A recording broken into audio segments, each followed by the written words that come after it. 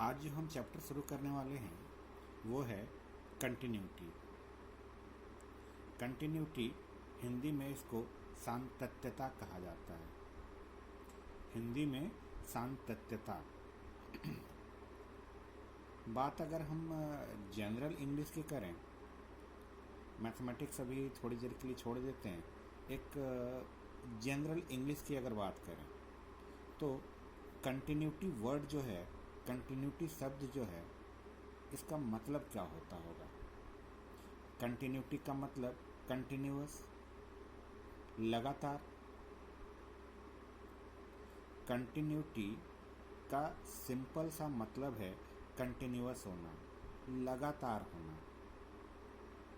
अगर किसी भी फंक्शन का ग्राफ, हमने बहुत सारे फंक्शंस वगैरह देखे, कुछ फंक्शंस के हमने ग्राफ भी खींचे। अगर किसी भी फंक्शन का ग्राफ बिना पेन उठाए अगर हमने ड्रॉ कर लिया, किसी भी फंक्शन का ग्राफ अगर हमने बिना पेन उठाए ड्रॉ कर लिया, तो हम ये कहेंगे कि वो कंटिन्यूअस ग्राफ था। यानी ग्राफ ड्रॉ करते समय अगर हमारा पेन जो है पेपर से नहीं उठे, लगातार ग्राफ बनता चला जाए, तो हम यही कहेंगे कि वो ग्राफ जो है कंटिन्यूअस है, लगातार है। और वो ग्राफ जिस फंक्शन का ग्राफ है, वो फंक्शन भी अपने आप में कंटिन्यूअस है। जनरल इंग्लिश में जो कंटिन्यूटी शब्द का मतलब है, मैथमेटिक्स में भी इसका मतलब वही है। मैथमेटिक्स में भी कंटिन्यूटी का वही मतलब है जो अभी जनरल इंग्लिश में हमने बात किया था। यानी कंटिन्यूटी का मतलब ये होता है कि बिना किसी ब्रेकेज के, बिना किसी टूट फूट के कोई फंक्शन अपने पूरे डोमेन में लगातार डिफाइंड है। इस चीज़ का ध्यान जरूर रखें कि कंटिन्यूटी की बात हम जब भी करेंगे, जब भी किसी भी फंक्शन के कंटिन्यूटी की बात होगी, तो फंक्शन की कंटिन्यूटी जो है उसके डोमेन में ही चेक की जाती है। किसी भी फंक्शन की कंटिन्यूटी उसके डोमेन में चेक की जाती है। अभी डोमेन क्या होता है? अगर हमने एक फंक्शन लिया y = f(x), हमने एक फंक्शन ले लिया y = f(x), इसमें x की जो जो वैल्यू हम पुट कर सकते हैं जिसके लिए वो फंक्शन डिफाइंड है, x की वो सारी वैल्यू जिसे पुट करने से वो फंक्शन अपने आप में डिफाइंड है, उसे हम डोमेन कहते हैं। कोई भी फंक्शन जो है वो डिफरेंट पॉइंट्स पर या तो कंटिन्यूअस हो सकता है या डिसकंटिन्यूअस हो सकता है। कोई भी फंक्शन जो है डिफरेंट पॉइंट्स पर दो ही चीज़ें होंगी। अगर हमने किसी फंक्शन को लिया और फंक्शन के ग्राफ को ड्रॉ किया, ग्राफ को ड्रॉ करने के बाद अगर उसके डोमेन में हमने एक पॉइंट लिया और उस पॉइंट पर अगर हम ग्राफ को चेक करने जा रहे हैं, तो दो ही चीज़ें हो सकती है।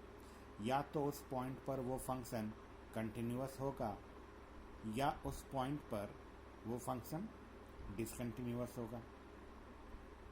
तो कोई भी फंक्शन जो होता है डिफरेंट पॉइंट्स पर या तो कंटिन्यूअस हो सकता है या डिसकंटिन्यूअस हो सकता है। मैथमेटिक्स में कंटिन्यूटी का जो डेफिनेशन है, मैथमेटिक्स में किसी भी फंक्शन की कंटिन्यूटी की जो डेफिनेशन है वो ऐसे है कि मान लीजिए हमने अगर कोई एक फंक्शन f(x) लिया, और अभी जो हम कंटिन्यूटी की बात करेंगे ये सिर्फ और सिर्फ किसी एक पर्टिकुलर पॉइंट पर करेंगे। हम किसी भी पूरे इंटरवल में या पूरे डोमेन में कंटिन्यूटी की बात अभी नहीं कर रहे हैं। अभी जो हम कंटिन्यूटी की बात कर रहे हैं ये सिर्फ और सिर्फ पर्टिकुलर किसी एक पॉइंट पर। तो एक फंक्शन हमने f(x) ले लिया और इस फंक्शन को x = a हमने एक पॉइंट ले लिया।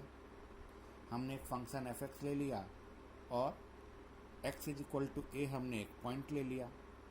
इस पॉइंट पर ये फंक्शन f(x) कंटिन्यूअस होगा अगर लेफ्ट हैंड लिमिट, उस फंक्शन का लेफ्ट हैंड लिमिट और उस फंक्शन का राइट हैंड लिमिट और उस पर्टिकुलर पॉइंट पर फंक्शन की वैल्यू तीन चीज़ें हैं यहाँ, left hand limit, right hand limit और पर्टिकुलर उस पॉइंट पर फंक्शन की वैल्यू, ये तीनों सेम होनी चाहिए, ये तीनों सेम होनी चाहिए। अब ये लेफ्ट हैंड लिमिट क्या होता है? Left hand limit 11th class में आप लोगों ने पढ़ा होगा, left hand limit, right hand limit. Left hand limit किसी भी पॉइंट के जस्ट थोड़ा सा पहले की लिमिट को बोलते हैं।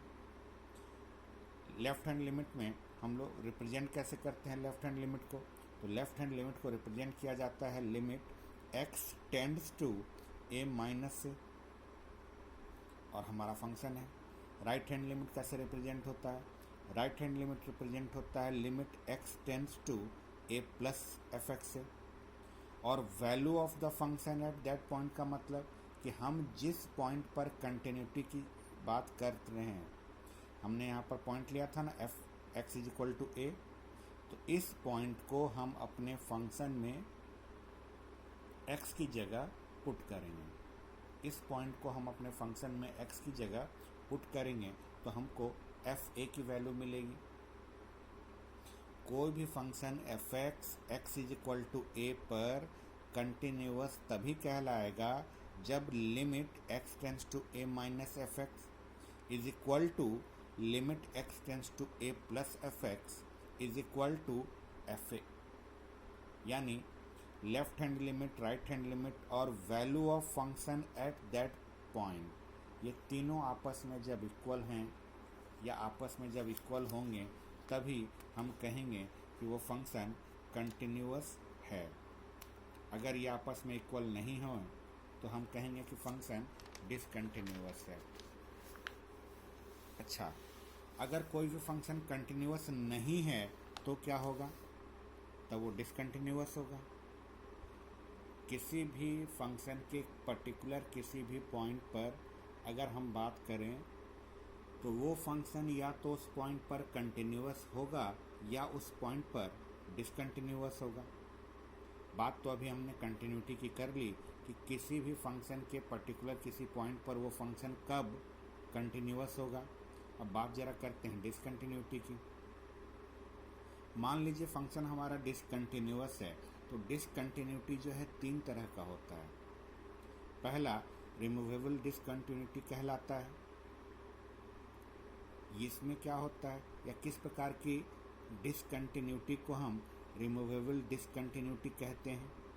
आपको सिर्फ इसके टाइप्स के बारे में जानकारी रखनी है, इसकी एप्लीकेशंस नहीं है, बस आपको जानना है। ये कोई भी फंक्शन कंटिन्यूअस कब था? जब उसका left hand limit, right hand limit और value of function at that point, ये तीनों क्या थे? इक्वल थे। तीनों के तीनों जब इक्वल थे तभी हमने कहा कि वो फंक्शन कंटिन्यूअस है। तो डिसकंटिन्यूटी में अगर हमारा left hand limit right hand limit के तो इक्वल हो, लेकिन वैल्यू ऑफ फंक्शन जो है इन सब के इक्वल नहीं हो, तो इस टाइप के डिसकंटिन्यूटी को हम रिमूवेबल डिसकंटिन्यूटी कहते हैं। फंक्शन तो अपने आप में ये कंटिन्यूअस कहीं कहलाएगा ही नहीं। क्यों नहीं कहलाएगा? क्योंकि तीनों जो है आपस में इक्वल नहीं है। कंटिन्यूअस होने के लिए अभी अभी हमने कंडीशन देखा था कि left hand limit, right hand limit और वैल्यू ऑफ फंक्शन तीनों इक्वल होना चाहिए। तो अगर ये दोनों आपस में लेफ्ट हैंड लिमिट और राइट हैंड लिमिट इक्वल हैं लेकिन वैल्यू ऑफ फंक्शन के इक्वल नहीं है, तो इसे हम कहेंगे removable discontinuity. Second type of discontinuity क्या होती है? सेकेंड टाइप ऑफ डिसकंटिन्यूटी को हम डिसकंटिन्यूटी ऑफ फर्स्ट काइंड के नाम से जानते हैं।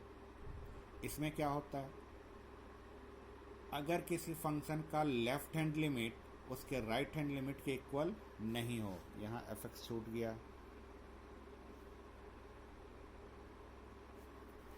किसी भी फंक्शन का लेफ्ट हैंड लिमिट उसके राइट हैंड लिमिट के इक्वल नहीं हो, तो इस टाइप के डिसकंटिन्यूटी को हम डिसकंटिन्यूटी ऑफ फर्स्ट काइंड कहते हैं। यहाँ पर वैल्यू ऑफ फंक्शन से हमें कोई मतलब नहीं है। वैल्यू ऑफ फंक्शन अगर इसके इक्वल हो भी जाए तो ये दोनों तो आपस में इक्वल नहीं है ना। लेफ्ट हैंड लिमिट और राइट हैंड लिमिट क्या आपस में इक्वल हैं? नहीं है, तो वैल्यू ऑफ फंक्शन तक जाने की ज़रूरत ही नहीं है। हम यहीं पर आराम से बता सकते हैं कि हमारा फंक्शन डिसकंटिन्यूअस है। थर्ड टाइप ऑफ डिसकंटिन्यूटी को हम डिसकंटिन्यूटी ऑफ सेकेंड टाइप के नाम से जानते हैं। इसमें क्या होता है? इसमें होता ये है कि या तो हमारा लेफ्ट हैंड लिमिट या राइट हैंड लिमिट या दोनों नॉट डिफाइंड रहते हैं। 11th क्लास में आपने लिमिट चैप्टर जब पढ़ा होगा तो वहाँ पर आपने एक छोटा सा चीज़ नोटिस किया होगा, कई सारे केसेस में हम लिमिट डज नॉट एग्जिस्ट बोल देते थे कि ये लिमिट जो है पर्टिकुलर इस पॉइंट पर एग्जिस्ट ही नहीं करती है।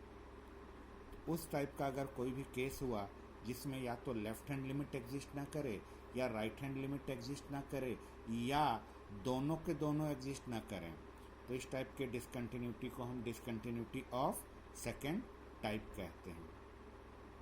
अब इस कंटिन्यूटी चैप्टर में हमें बस यही 3 काम करने हैं।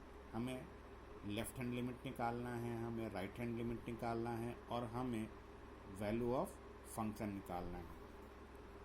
लेफ्ट हैंड लिमिट कैसे निकालते हैं? लेफ्ट हैंड लिमिट को रिप्रेजेंट किया जाता है limit x tends to a minus F x से, और इसको निकालने के लिए हम पुट करते हैं limit h tends to 0 f a minus h. जो हमारा फंक्शन है उस फंक्शन में x की जगह पर हम a माइनस एच रखते हैं। ये a क्या है? a वो x का पॉइंट है जिस पर हमें कंटिन्यूटी चेक करनी है।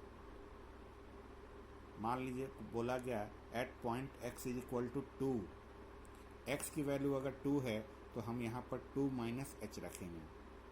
फंक्शन में जहाँ जहाँ x आया है उस x की जगह पर 2 माइनस एच रखेंगे, सॉल्व करेंगे और लास्ट में h को 0 ले लेंगे। ऐसा रख के सॉल्व करेंगे तो फाइनल जो वैल्यू आएगा वो कहलाएगा लेफ्ट हैंड लिमिट। फिर राइट हैंड लिमिट कैसे होता है? तो राइट हैंड लिमिट को रिप्रेजेंट करते हैं limit x tends to a plus F x से। Limit x tends to a plus F x से उसे हम रिप्रेजेंट करते हैं। और निकाला कैसे जाता है? Limit h tends to 0 f a plus H.